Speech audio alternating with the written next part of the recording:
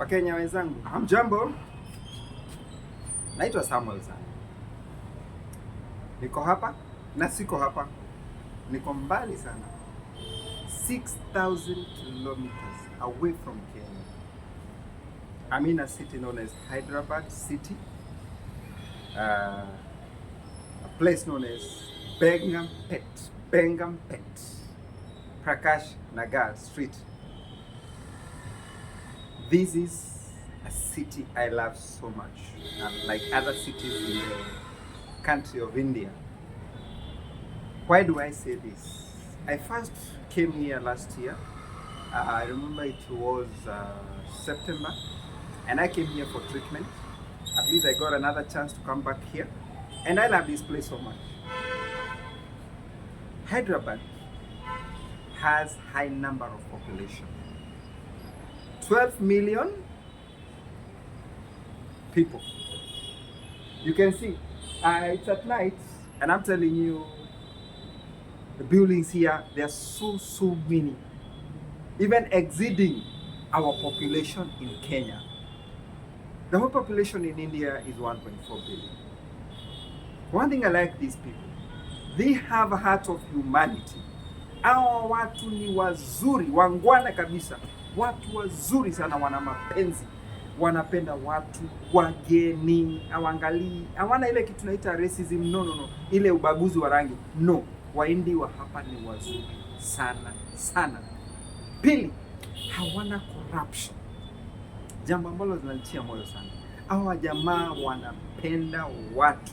Hata ukifika airport, unless utake kupeana kati, haikosi kale kamoja kanataka, na ni sawa, tunaelewa, but they do with one heart. They do serve you with one heart. Ukikwama pale airport, wanakusaidia. Barabarani ukikwama, wanakusaidia. Alafu kitu kimenifurahisha, hawana kiburi. Unapata tajiri mkubwa anaendesha ka Suzuki na unasikia that is a billionaire of the city. Mwingine unampata na scooter. By the way, motorbikes hapa, scooters na hizi tuk-tuk, they are so many. Hao watu wanaishi maisha yao na wanafanya kazi kwa roho moja.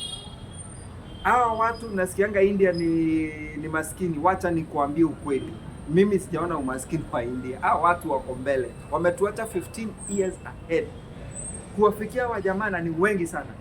Chakula kipo, mabarabara zao ni smart. Nikipata nafasi ndo wapigia picha zao za barabara, I'm telling you. Alafu kitu ambacho kinanitia moyo sana, matibabu hapa sio mchezo. Ukienda hospitali unaumwa wapi? Kichwa. Okay, sawa. Unapewa yule daktari, general physician, anakwambia go first for test. Sio kukimbilia kukupatia madawa kwanza. Anakufanyia test, unarudisha majibu, anakwambia nao tumepata shida ni hii na hii. Dawa zako ni hizi, ama unahitaji hiki.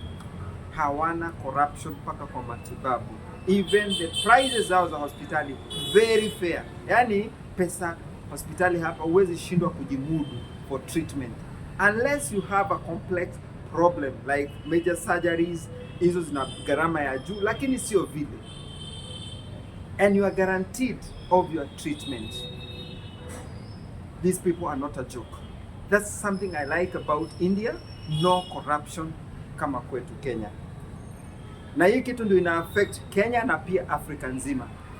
We have a problem. We need to do something to change the face of Kenya.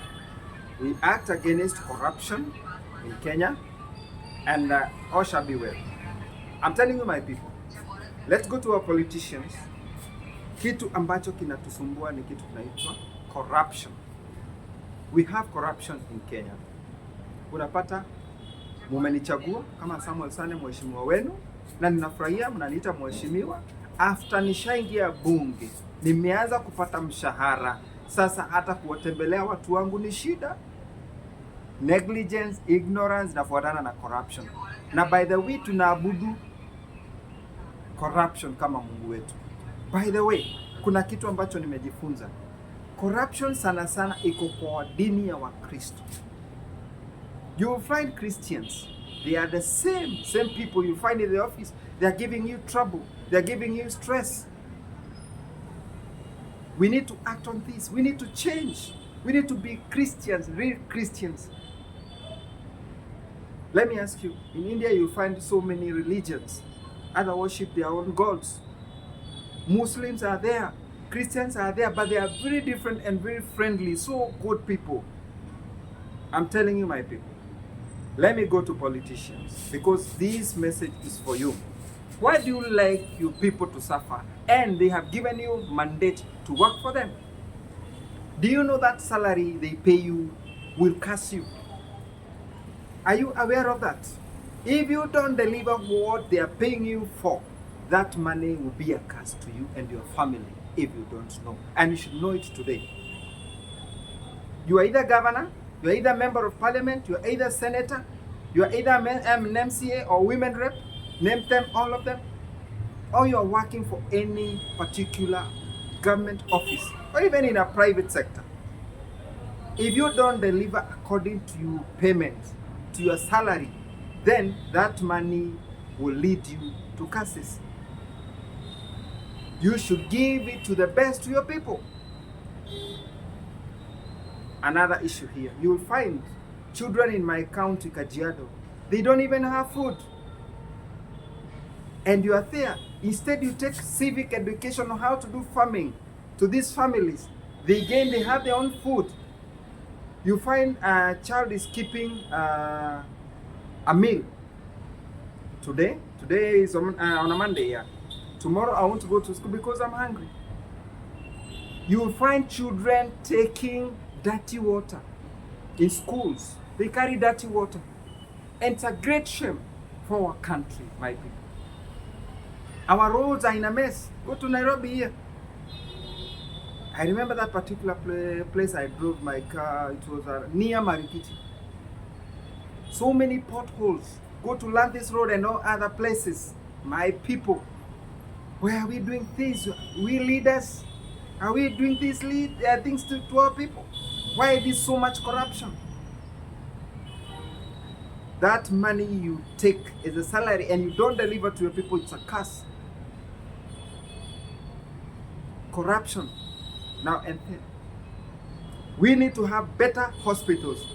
Instead of coming to India, we have good lands that we can build better hospitals and educate our young men and women to get best education for doing treatment, for being doctors and nurses. So sad. Electricity is a problem now. Very expensive to install an electricity service line. Very expensive. Let me say something here, and this particularly goes to my dear President, Dr. William Samoei Ruto. Sometimes back, some months ago, I felt so bad about the Gen Z demonstrations. It is not their wish, but it is because they don't get what they were promised. My President, listen to me today. Please, I beg you. I said I would not throw words to you. Just talk to you in a respectful manner. Takuongelesha kwa heshima. Na wacha nitumie lugha ya Kiswahili. Nikuulize swali, my rais. Rais wangu, sikiza. Hii Teargas inagharimu shilingi ngapi? Kwa sababu mimi naona tusipobadili maisha ya Wakenya, zile demonstrations zitakuja ni nyingi na kubwa sana, na bado tutatumia lot of billions kununua Teargas. My President, nisikize hapa. Kama Teargas peke yake itagharimu 5 billion or even more, why don't you take this money mapema? Na tunasemanga mapema ndio best. Uchukue 5 billion, at least set industrial parks kama EPZ. So, by the way, hebu enda pale ya River ama Kitengela asubuhi mapema, uone ile population ya vijana na wafanyikazi wakienda EPZ zones. Hao watu wanapata riziki yao wapi? Pale. Why don't you do this? Take those serious guys in the government. Na kama hauna niite mimi Samuel Sane, I'll help you to install or even to build industrial parks.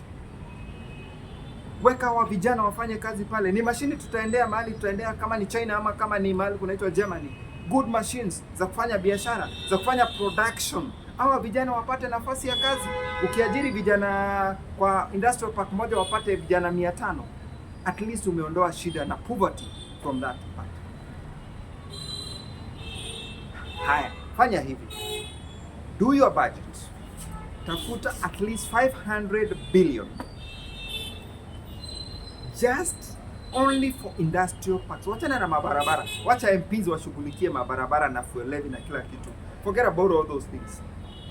Just set 500 billion as a good example. Pesa yetu ya wachana na ile ya kukopa sasa. Yetu chukua tu kwa treasury. 500 billion. Set industrial parks to employ these young men and women. Instead of buying Teargas, please stop it. Do this. Get these 500 billion. Anza na good example. Kama ni ya pamba, ijenge diapers, ijenge mambo ya medical utilities and all those things, those small products.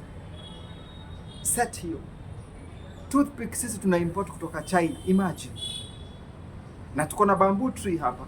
Ni mashini tu unanunua China, inakuja inawekwa kwa hiyo pack. Vijana wanapata made in Kenya toothpick ama earbuds through ile pamba. Wakulima nao wanapata shilingi yao wapi? Pale. My president, why don't you do this? Mapema ndio best. 2 years now to election. Hiyo utawaweza wote 9-0 na at least tutaishi kukumbuka venye tunakumbuka Uhuru Kenyatta na barabara wakiwa na President Mwai Kibaki, kama venye Uhuru Kenyatta mkiwa na yeye mlijenga expressway na 11 months. Imagine 11 months barabara ya kimataifa. Hizi barabara unazipata hapa Hyderabad, ziko nyingi sana za expressway. At least nimeona kadhaa, about 4 of them. Hyderabad ziko nyingi. Please, my president, nisikize tu kwa heshima tu. Kama ndugu yako, nisikize. Sitakutusi na nilikwambia sitakuheshimu mpaka mwisho. Na unisikize tu na kuomba tu, for the sake of these Kenyans who are suffering. These young men and women who are jobless. Hakuna haja tusafirishe vijana wetu kwenda ng'ambo kufanya kazi. Hakuna raha, kwenu ndio kuzuri.